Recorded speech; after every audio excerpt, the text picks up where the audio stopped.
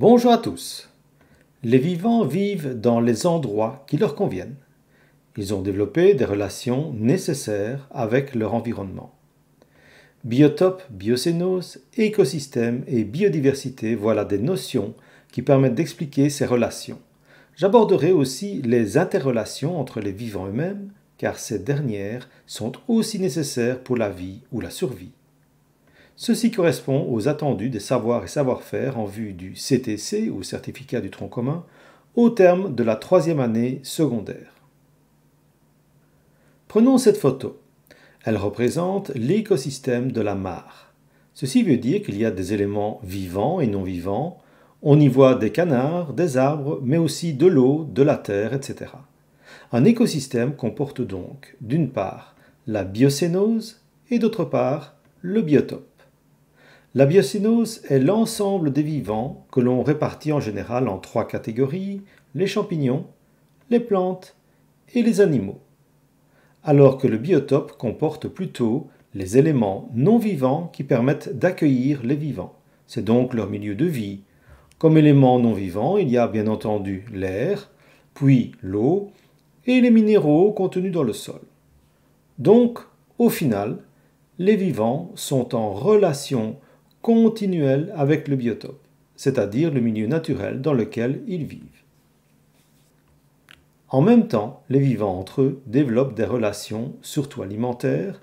Il y a donc des interrelations entre les champignons, les plantes et les animaux.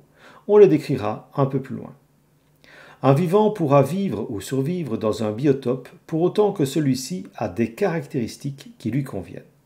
Certaines plantes ne peuvent vivre que dans des conditions particulières de température, de lumière ou d'humidité. Donc la vie ou la survie de l'organisme vivant dépendra de conditions particulières de température, d'ensoleillement et d'humidité. Ces conditions, en réalité, dépendent du climat. Et si on veut aller plus loin dans le raisonnement, vous savez que le climat dépend, lui, de l'endroit où l'on se situe sur Terre, mais aussi de la saison.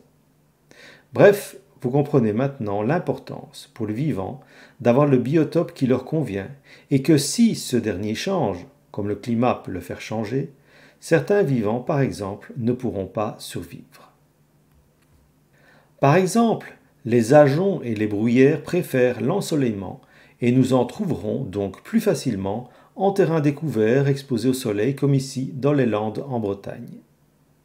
Autre exemple, la fourmi argentée du Sahara. Comme son nom l'indique, elle vit dans les milieux arides du nord de l'Afrique, dans le désert, et donc il y a peu de chances que nous en trouvions ici en Europe. Et puis voici le saule pleureur, qui préfère clairement un milieu frais et humide, à proximité de rivières par exemple. Voici maintenant l'inule, cette plante qui provient du bassin méditerranéen, vient de faire son apparition en Belgique sur les terrils. Pourquoi ? Eh bien, car elle rencontre de nouvelles conditions de sécheresse et de température plus élevées en Belgique suite au réchauffement climatique progressif dans nos régions. Donc on voit que les plantes migrent, apparaissent dans de nouvelles régions et disparaissent dans d'autres, ce qui bouleverse évidemment les chaînes alimentaires, la biocénose et les écosystèmes. Autre exemple de conséquence du réchauffement climatique, les cigognes blanches qui migrent en hiver. C'est normal, mais de moins en moins longtemps et qui vont de moins en moins loin. Et dans cet exemple, qui ne vont pas plus loin que l'Espagne, voire la France, au lieu d'aller jusqu'au sud du Sahara, car en Europe du Sud, ils peuvent bénéficier d'hivers plus doux par rapport à avant. Donc, lorsque les caractéristiques physiques d'un écosystème changent, comme la température, l'humidité ou l'ensoleillement, cela provoque des bouleversements de cet écosystème et de sa biocénose. Ces changements impactent la biodiversité en rappelant que la biodiversité est la diversité des espèces vivant sur la Terre ou, si l'on parle d'un écosystème, de la diversité des espèces dans l'écosystème en question, par exemple dans une forêt, en montagne, etc.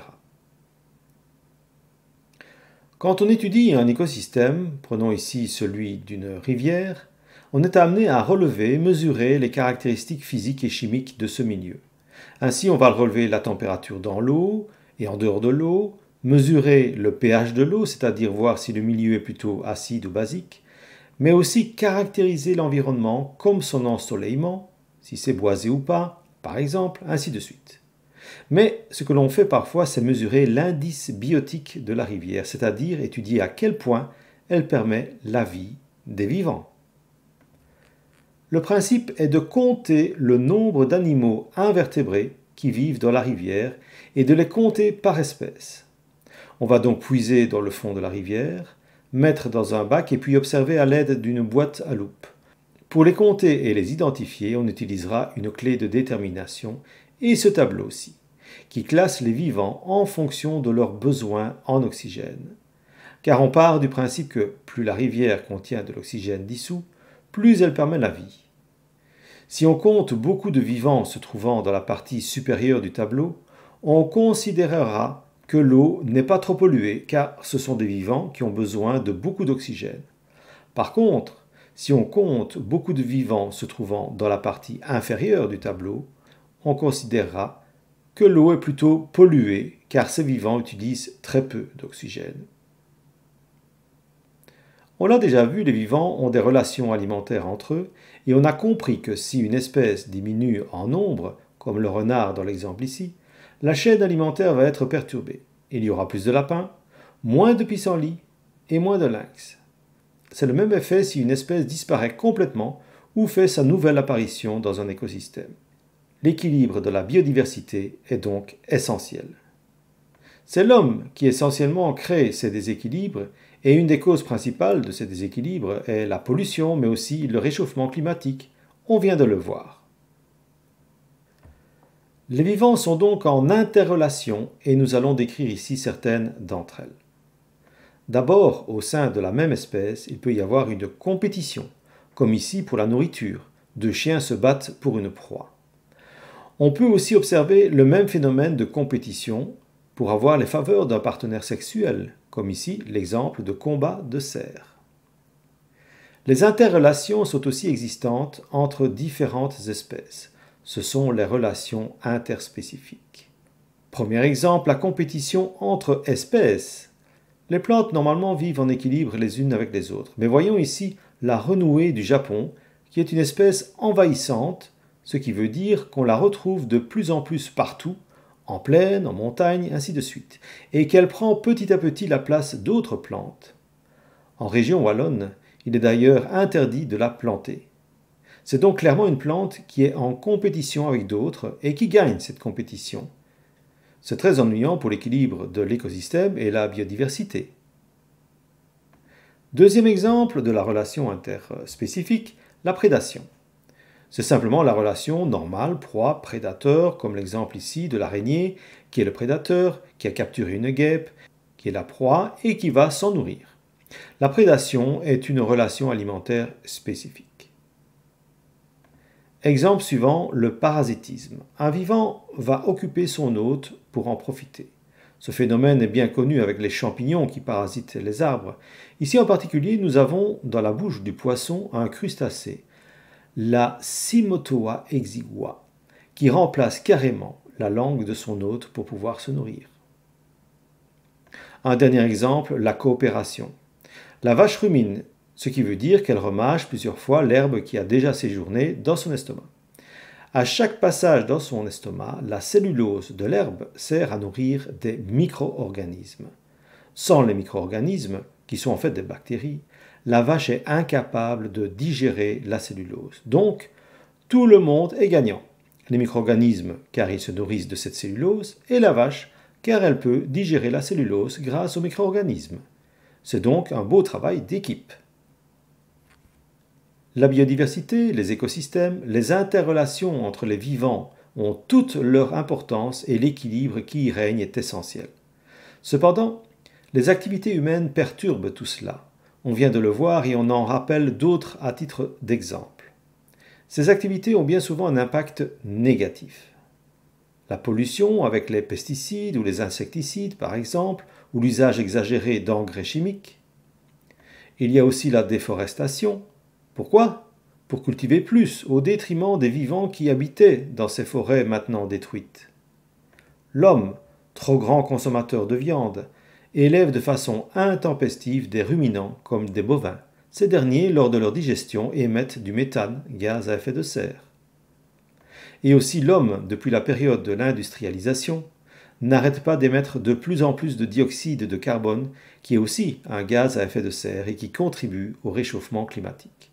Ce dernier a un effet négatif sur les écosystèmes et la biodiversité, on l'a dit.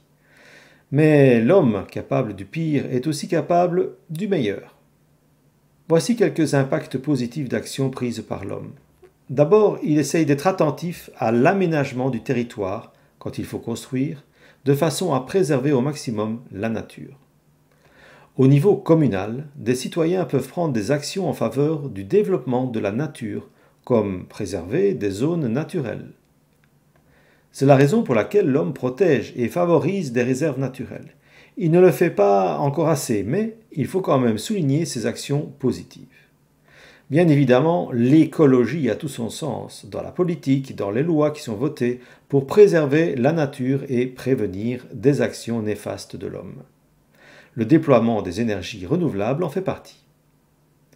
Voilà, tu en sais maintenant un peu plus sur les actions positives ou négatives de l'homme, sur les relations entre les vivants, sur la biodiversité qui est tellement importante et sur les écosystèmes qui doivent être préservés. À toi donc de savoir quel rôle tu peux jouer dans la préservation de cette biodiversité. À très bientôt pour une autre vidéo.